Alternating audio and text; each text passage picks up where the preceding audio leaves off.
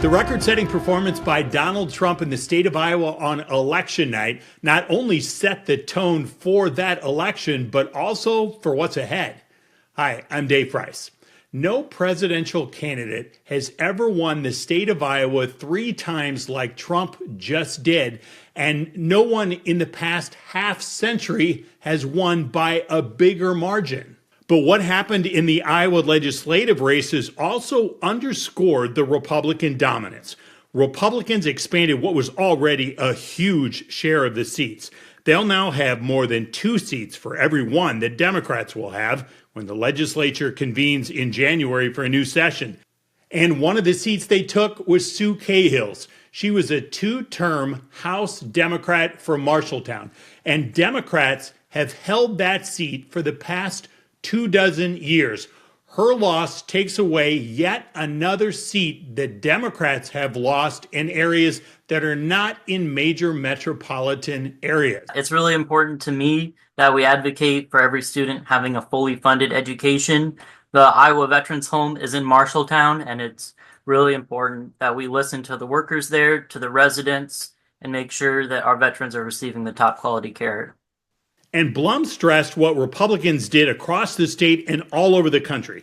Many things are much more expensive these days than they were a few years ago, and he campaigned hard on that. We knocked on a lot of doors. I met a lot of people, from veterans to parents who were concerned with the rising cost of living, and so a lot of people who are retirees who are on a fixed income and struggling with the rising cost of gas, groceries, prescription medications. And so it's really important that we make sure that we lower our taxes on our seniors and working families. So much for all politics is local. All politics these days seems national. Blum attributed a national view to get him this local position. I think it's a rejection of the failed policies of the Biden-Harris administration, and people are ready. They're fed up with politics as usual. They want people like me to listen to all sides, whether it's a Republican, Democrat, or Independent, and take good ideas. And now we have a mandate to govern and deliver on those results. For Democrats, there were very few bright spots on election night in these legislative races, but one of them came in the Des Moines Metro. Republican Brad Zaun had served at the State House for the past 2 decades. However, Matt Blake, his Democratic challenger, defeated him in a close matchup. Now, Blake is well known. He's a former member of the Urbandale City Council. He's a military veteran. And in fact, in the final days before election 2024, he couldn't campaign. He was gone because he was fulfilling his duty with the Iowa National Guard. I knew that my district was trending a little bit bluer, which was one thing. It's not bright blue, but it's probably a good shade of purple.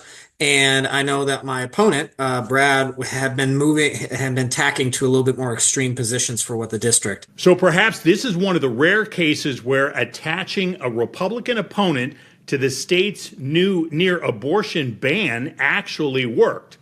Blake says his win shows that local matters can still matter in a local election. Politics in Iowa is that there's still a level of local issues that are important. The issues I ran on, public education, reproductive freedom, were very, very important for my district, but maybe not every single district was important for that. And so I don't know if there is a heck of a lot to read about it, because there were some Senate seats that flipped, and some other seats that are really close.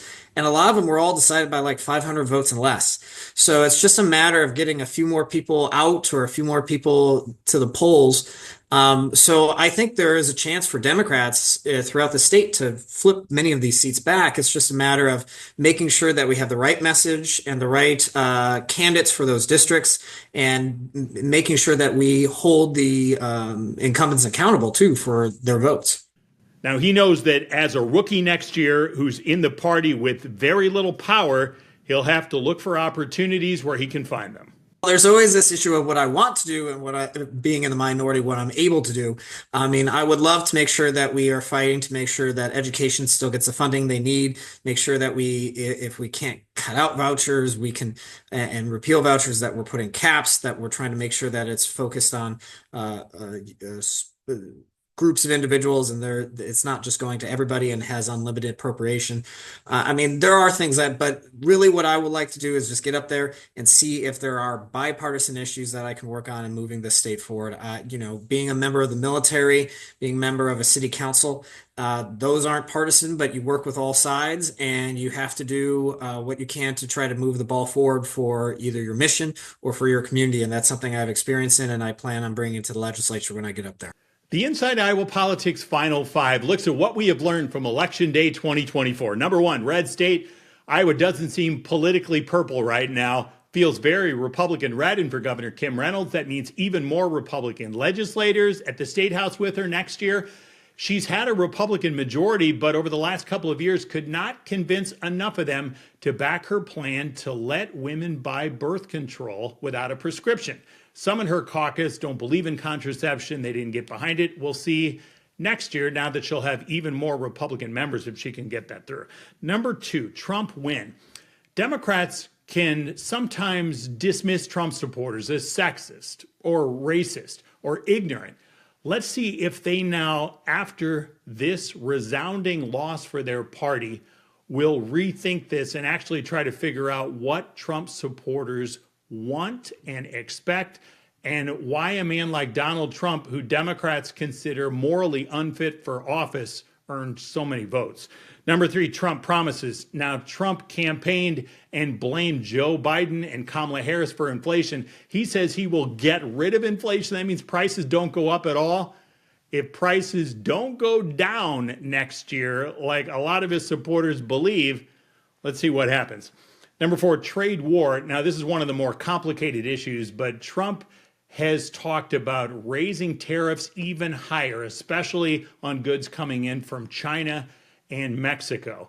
He says that'll bring a bunch of extra money into this country. It'll help pay off the debt. Maybe we don't even have to pay taxes one day. Economists see this completely differently. They expect companies will just raise prices and you will just pay higher prices. Again, not what Trump supporters were expecting.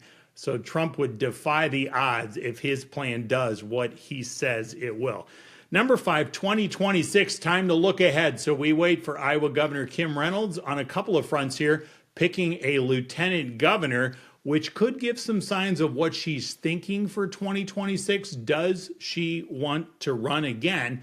And for Democrats, what do they do now? So we have Rob Sand, the Democratic state auditor. He's thinking about running for governor. Will we see other people get into this? But big picture, Democrats sorely need some new leadership as they try to decide how do they get more relevance in this state where over the past decade, voters have preferred Republicans instead.